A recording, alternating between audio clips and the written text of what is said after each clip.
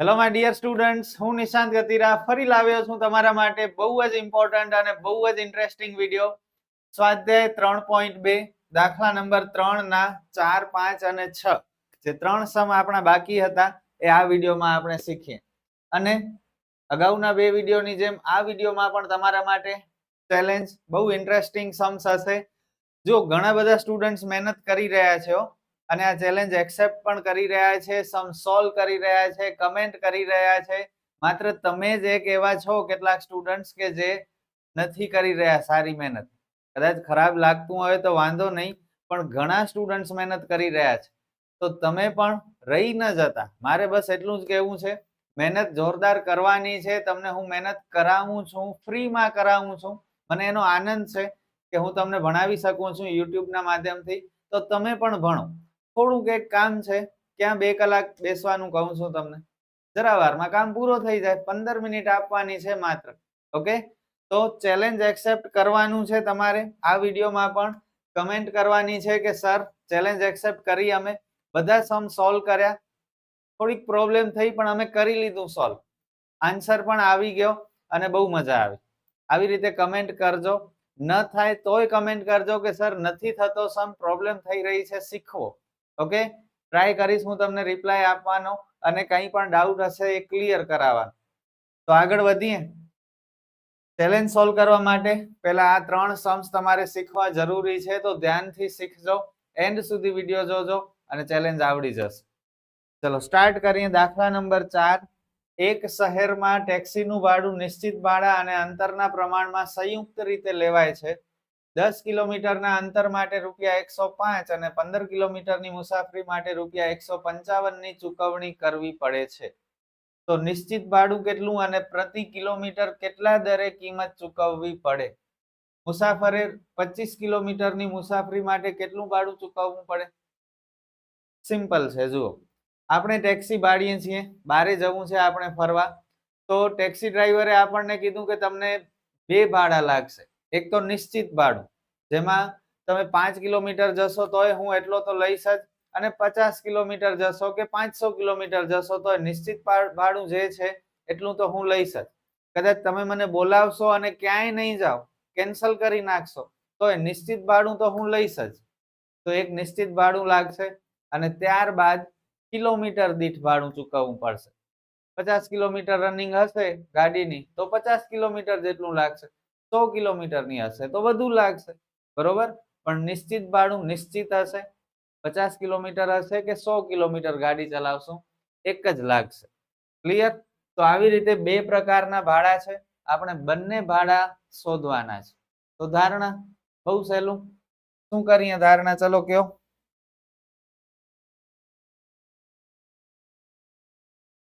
ધારો કે નિશ્ચિત ભાડું બરાબર ₹x અને કિલોમીટર દીઠ ભાડું બરાબર ₹y. ક્લિયર? બે ભાડા છે, નિશ્ચિત ભાડું અને કિલોમીટર દીઠ ભાડું. ચલો હવે સમીકરણ બનાવવા પડશે અને સમીકરણ બનાવવા માટે રકમમાં જુઓ શું કહ્યું છે. 10 કિલોમીટરના અંતર માટે ₹105 ચૂકવવા પડશે. તો પહેલા એના ઉપરથી પહેલો સમીકરણ, અને 15 કિલોમીટરની મુસાફરી માટે 155 ચૂકવવા પડશે. એ બીજા સમીકરણમાં આવશે.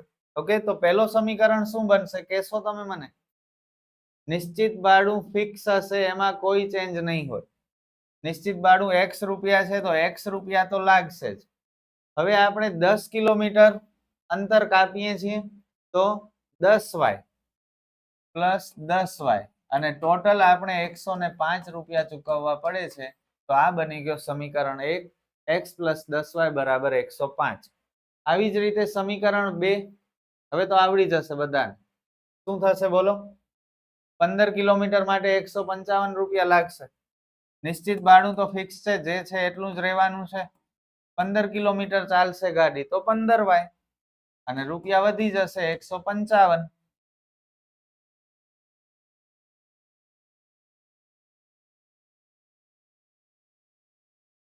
આ સમીકરણ 2. આદેશની રીતે દાખલો સોલ્વ કરવાનું છે. તો તમને ખ્યાલ છે શું કરશું? હવે શું કરશું તમે કહો? કોઈ એક સમીકરણને સિલેક્ટ કરશું, જે ઈઝી લાગે. બંને જો કે ઈઝી જ છે. પહેલો સમીકરણ લઈ લઈએ. ચલો, પહેલો સમીકરણ લઈ લીધો આપણે, અને એમાંથી આપણે x વાળા પદને એકલો કરી y વાળા પદને બરાબરની પાછળ મોકલી દઈએ. તો +10y પાછળ જશે તો -10y. આને નામ આપી દો સમીકરણ 3. હવે આ જે x ની કિંમત મળી 105 - 10y, તે આપણે સમીકરણ 2 માં મૂકી દેશું. x ની કિંમત સમીકરણ 2 માં મૂકતા, ચલો સમીકરણ 2 લખીએ આપણે. x + 15y બરાબર 155. જ્યાં x છે ત્યાં 105 - 10y મૂકી દો. બાકી બધું જેમ છે એમ જ. હવે તમને ખ્યાલ છે નેક્સ્ટ સ્ટેપ કેવો શું થશે? અગાઉના વિડીયો જોયા હશે તો આવડતું હશે. y વાળા પદ બરાબરની આગળ અને y વગરના પદ બરાબરની પાછળ. તો -10y અને 15y જેમ છે એમ જ રહેવા દઈએ. આ 105 ને પાછળ મોકલી દઈએ. 105 પ્લસ છે. ઘણા કહેશે સર પ્લસ ક્યાં છે? માઇનસ છે. જુઓ, પણ આ માઇનસ ની નિશાની તો 10 ની છે, 10y ની. 105 ની નિશાની તો આગળ હોય ને, નથી તો પ્લસ છે. પાછળ જશે તો માઇનસ થશે. માઇનસ પ્લસ માઇનસ, -10 ને +15 +5y. નિશાની મોટા ની આવે. 155 - 105 એટલે 50. 5 જશે છેદમાં, એટલે y બરાબર 10.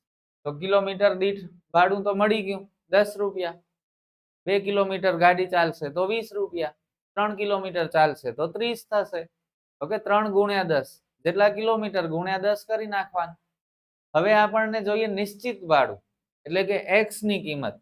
તો આ y ની કિંમત મળી તે સમીકરણ 3 માં મૂકી દઈએ. y ની કિંમત સમીકરણ 3 માં મૂકતા, સમીકરણ 3 શું હતું? જુઓ, x બરાબર 105 - 10y.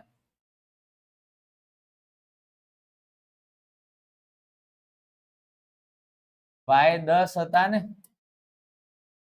10 ડામ 100, તો x બરાબર 5. નિશ્ચિત ભાડું પણ મળી ગયું 5 રૂપિયા. આમ નિશ્ચિત ભાડું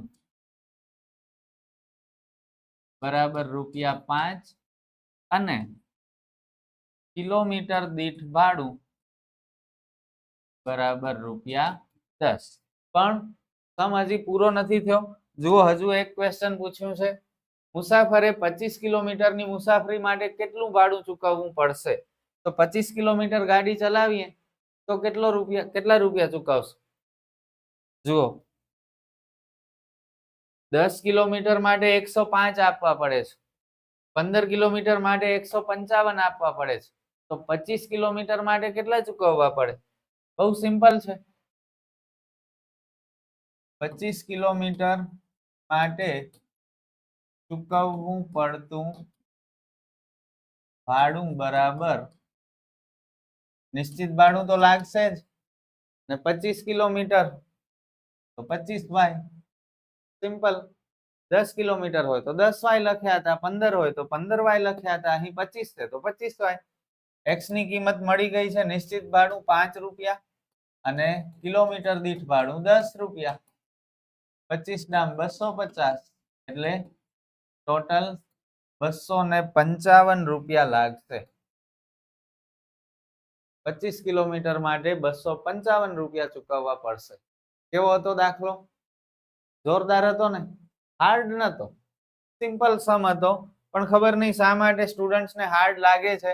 આટલી મોટી રકમ વાંચીને જ પહેલેથી ડરી જાય અને નક્કી કરી લે કે આ તો નહીં થાય. જેમ તેમ ટ્રાય કરે, ધારણા કરે, અને બહુ સિમ્પલ સમ હોય ને તો મગજમાં એક વખત ડર ઘૂસી જશે ને તો નહીં થાય અને મૂકી દે છે બધા સ્ટુડન્ટ્સ. આપણે એવું નથી કરવાનું. આપણે કોન્ફિડન્સથી ભણવાનું છે. પહેલેથી જ પોતાને કહી દેવાનું છે કે મારા માટે બધું ઈઝી છે. કંઈ પણ આવશે, કોઈ પણ સમ આવશે, હું તો કરી શકું છું. આખું વર્ષ હું ભણ્યો છું, ગતિરા ક્લાસીસના વિડીયોઝ જોયા છે નિશાંત સરના, તો મને થોડી કઈ પ્રોબ્લેમ થવાની છે. ઓકે, ચલો નેક્સ્ટ. એક અપૂર્ણાંકના અંશ અને છેદ બંનેમાં 2 ઉમેરતા તે 9/11 બને છે. જો અપૂર્ણાંકના અંશ અને છેદ બંનેમાં 3 ઉમેરતા તે 5/6 બને, તો તે અપૂર્ણાંક શોધો. મોસ્ટ આઈએમપી છે આ સમ. ખબર નહીં મને શા માટે એવું લાગે છે કે આ સમ બોર્ડની એક્ઝામમાં આ વર્ષે પૂછાઈ શકે છે અને તમને આવડવું જોઈએ. ચલો, અપૂર્ણાંક છે જેમાં અંશ અને છેદ હોય, તમને ખ્યાલ છે. તો અંશ માટે x ધારી લઈએ, છેદ માટે y ધારી લઈએ. ધારો કે અપૂર્ણાંકનો અંશ બરાબર x અને છેદ બરાબર y. તેથી અપૂર્ણાંક શું થાય? x છેદમાં y થાય ને, બરોબર. હવે જુઓ શું કહ્યું છે, સમીકરણ બનાવવા પડશે આપણને. અંશ અને છેદ બંનેમાં 2 ઉમેરશું તો જવાબ 9/11 આવશે. ઈઝી છે. જો એક સમીકરણ હું બનાવું છું, બીજો સમીકરણ વિડીયો પોઝ કરીને તમારે બનાવવાનું છે. કરશો ને એટલું તો ધ્યાન આપો. પહેલા સમીકરણમાં અંશ અને છેદ બંનેમાં 2 ઉમેરી, અંશમાં 2 ઉમેર્યા, છેદ નીચે હોય, છેદ y છે, છેદમાં પણ 2 ઉમેર્યા તો 9/11 મળે. બસ હવે આનું સાદું રૂપ આપશું ચોકડી ગુણાકાર દ્વારા. 11 આખા કૌંસને ગુણશે અને એવી જ રીતે આ 9 પણ y+2 બંનેને ગુણશે. 11 ગુણ્યા x 11x અને 11 ગુણ્યા 2 22, 9 ગુણ્યા y 9y ને 9 દુ 18.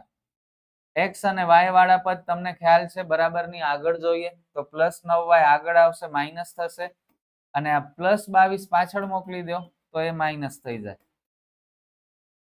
તો સમીકરણ મળ્યો 11x - 9y બરાબર -4. ક્લિયર? હવે સેકન્ડ ઇક્વેશન બનાવશો તમે સેમ આવી જ રીતે.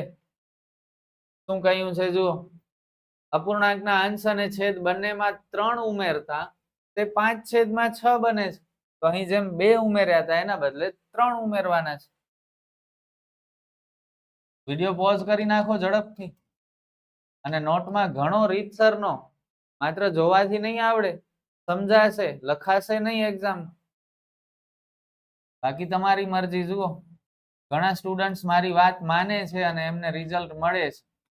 ઘણા સ્ટુડન્ટ્સ વિડીયો જોઈને માત્ર વખાણ કર્યા કરે, પ્રેક્ટિસ નથી કરતા, તો રિઝલ્ટ એવું આવે છે. 6 આખા કૌંસને ગુણશે 6x અને 6 તેરી 18, 5 પણ આખા કૌંસને ગુણશે 5y અને 5 તેરી 15. 5y આગળ લઈ લો એટલે માઇનસ અને 18 પાછળ જશે એટલે માઇનસ. આ બંને સમીકરણ 2. તો બસ 2 સમીકરણ તો બની ગયા. હવે સમમાં છે શું? 10 સમ કરી લીધા આપણે. 6 સમ 3.2 નો દાખલા નંબર 1, દાખલા નંબર 2 7મો સમ, દાખલા નંબર 3 ના પહેલો, બીજો, ત્રીજો અને ચોથો 11 સમ, અને આ 12મો સમ ભણીએ છીએ આદેશની રીતના. વિચાર કરો, અવળી પ્રેક્ટિસ પછી પણ જો ન આવડે તો વાત પૂરી થઈ ગઈ, પછી કઈ કહેવા જેવું રહેતું જ નથી. બરોબર? ચલો, 2 સમીકરણ આપણી પાસે છે. કોઈ એક સમીકરણને સિલેક્ટ કરીએ. કોને કરીએ? આ બીજો સમીકરણ નાનો લાગે છે થોડો, તો બીજા સમીકરણને આપણે લઈ લઈએ. 6x - 5y બરાબર -3, અને x ને એકલો કરશું, y ને પાછળ મોકલશું. -5y પાછળ જશે તો પ્લસ થશે. x એકલો જોઈએ, એની સાથે 6 છે એ પણ દૂર થશે, છેદમાં મોકલશું, સમીકરણ 3 મળી ગયું. x ની કિંમત ક્યાં મૂકીએ બોલો? સમીકરણ 1 માં, કારણ કે સમીકરણ 2 માંથી તો આ બધું આપણે કર્યું એટલે સમીકરણ 1 માં મૂકવાની. 11x - 9y બરાબર -4. x ની જગ્યાએ -3 + 5y છેદમાં 6, બાકી બધું જેમ છે એમ જ. ચલો, 6 અને 11 કટ નથી થતા, થાય તો કરી નાખવાના, પણ નથી થતા. શું કરીએ? છેદ તો દૂર કરવું પડશે ને, લસાની રીતે. છેદમાં જે સંખ્યા હોય એને લસા લઈ લો. લસા 6 વડે ગુણી નાખીએ બધા જ પદને. આને 6 વડે, 9y ને પણ 6 વડે અને -4 ને પણ 6 વડે. આ 6 કટ થઈ ગયા. કૌંસ ખોલી નાખો. 11 ગુણ્યા 3 -33 અને 11 ગુણ્યા 5 55y, 9 છક 54y અને 6 ચોક -24. y વાળા પદ બરાબરની આગળ અને y વગરના પદ પાછળ. -33 પાછળ જશે તો +33. 55y માંથી 54y બાદ કરો, 1y, એટલે કે માત્ર y. માઇનસ ને પ્લસ, માઇનસ પ્લસ માઇનસ. 33 માંથી 24 બાદ કરો એટલે 9. આ મળી ગયો y. બસ હવે y ની કિંમત મૂકી દો સમીકરણ 3 માં એટલે x મળી જાય.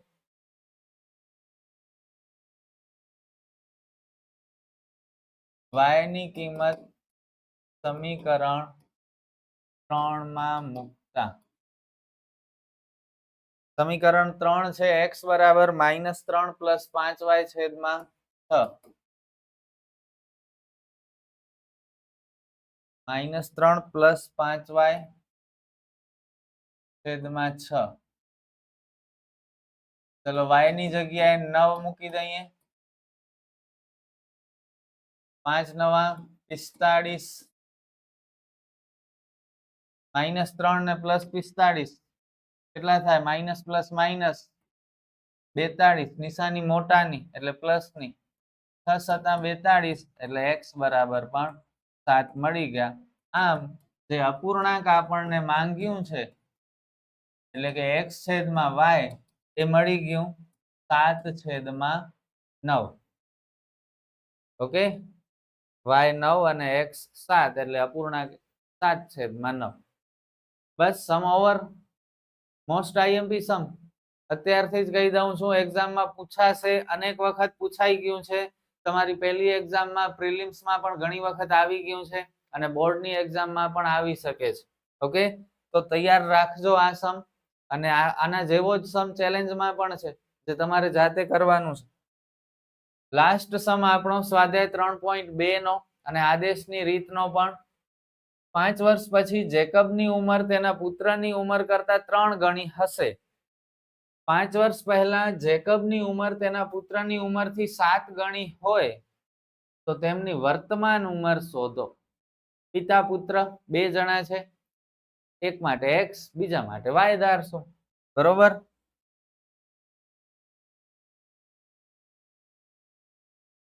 ધારો કે જેકબની વર્તમાન ઉંમર બરાબર x વર્ષ અને તેના પુત્રની વર્તમાન ઉંમર બરાબર y વર્ષ. ઓકે, ધ્યાન આપજો. આ સમ પૂછાયેલો છે અને મોસ્ટ આઈએમપી છે આ પણ. જુઓ શું કહ્યું છે. 5 વર્ષ પછી, અત્યારે ધારો કે તમે 16 વર્ષના છો તો 5 વર્ષ પછી કેટલા વર્ષના થઈ જશે? 21 ના થઈ જશો ને. 21 કેમ આવે? 16 માં 5 ઉમેર્યા તો અત્યારે જેકબ x વર્ષના છે તો 5 વર્ષ પછી x માં 5 ઉમેરી દો, x + 5 વર્ષના થઈ જશે. એવી જ રીતે એમનો પુત્ર y વર્ષનો છે અત્યારે. 5 વર્ષ પછી y + 5 વર્ષ થઈ જશે. ઓકે, પહેલા કે તો માઇનસ કરવાનું, પછી કે તો પ્લસ કરવાનું. 5 વર્ષ પછી જેકબની ઉંમર x + 5 વર્ષ અને તેના પુત્રની ઉંમર y + 5 વર્ષ હશે. હવે જુઓ શું કહ્યું છે. 5 વર્ષ પછી જેકબની ઉંમર તેના પુત્રની ઉંમર કરતા 3 ગણી હશે. એટલે કે બંનેની 5 વર્ષ પછીની ઉંમરની સરખામણી થાય છે અને જ્યારે સરખામણી થાય ત્યારે શું કરાય? અગાઉ આવી ગયું છે આ, વચ્ચે બરાબરની નિશાની મૂકી દેવા. ઓકે, જેકબની ઉંમર 3 ગણી હશે એટલે કે આ 3 ગણું હશે. જેની વાત થતી હોય એની ઓપોઝિટ સાઈડ, સામેની બાજુ કંઈ પણ ચેન્જ કરવાનું, તો આ 3 ગણી હશે તો 3 ક્યાં મૂકશું? અહીં મૂકશું. 3 ગણી છે એટલે ગુણ્યા 3 કર્યા. જુઓ, આ 3 અને કૌંસ વચ્ચે ગુણાકારનો સંબંધ છે. 3 વધુ હોય એમ કે તો પ્લસ કર્યા હોય, 5 ગણી હોય તો 5 કર્યા હોય આપણે, ગુણ્યા 5. સમજી શકો છો ને? કમેન્ટમાં કહેજો મને વિડીયો કેવો લાગે છે, અને જો સારો લાગ્યો હોય, ગમતો હોય, મજા આવતી હોય શીખવાની, તો શેર પણ કરી દેજો. શરમ નહીં કરતા તમારા ફ્રેન્ડ સાથે શેર કરવામાં. ચલો, 3 આખા કૌંસને ગુણશે 3y + 15. સમીકરણ માટે x અને y આગળ જોઈએ. 3y આગળ આવશે, આ 5 ને પાછળ મોકલી દો એટલે આ બન્યો સમીકરણ 1. હવે સમીકરણ 2, એના માટે શું કહ્યું છે? જુઓ, 5 વર્ષ પહેલા જેકબની ઉંમર તેના પુત્રની ઉંમરથી 7 ગણી હતી. તો જેમ આ કર્યું પછી એવી રીતે પહેલા કરશું. 5 વર્ષ પહેલા જેકબની ઉંમર x - 5 વર્ષ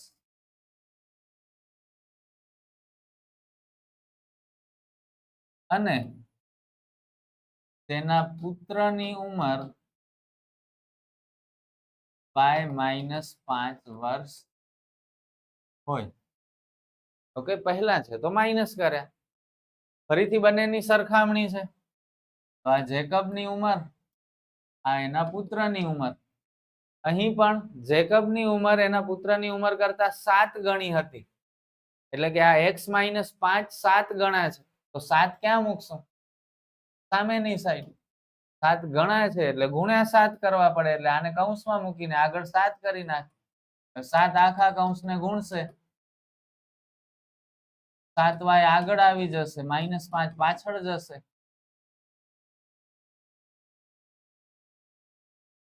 એટલે -30. આ સમીકરણ 2. 2 સમીકરણ મળી ગયા. હવે શું કરશું? કોઈ એક સમીકરણને સિલેક્ટ કરી લઈ. આ પહેલા સમીકરણને લઈ લઈએ. ચલો, નાનો છે એટલે x - 3y = 10.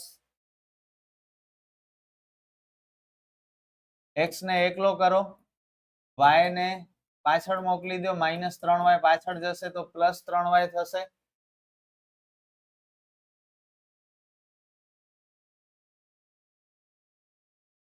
અને આ x ની કિંમત જે મળી એને નામ આપી દો સમીકરણ 3.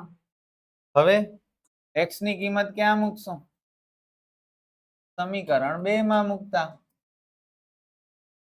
કારણ કે સમીકરણ 1 માંથી તો આપણે આ x ની કિંમત મેળવી. સમીકરણ 2, x - 7y = -30.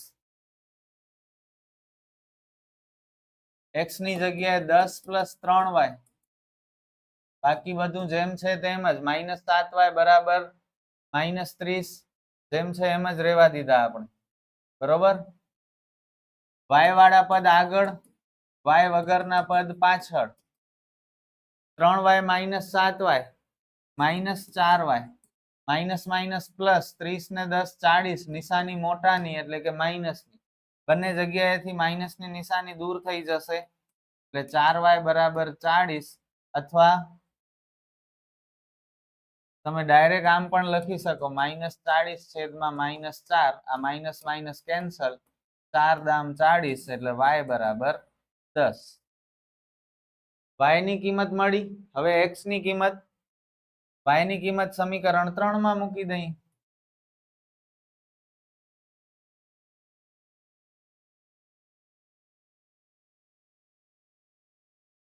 સમીકરણ 3,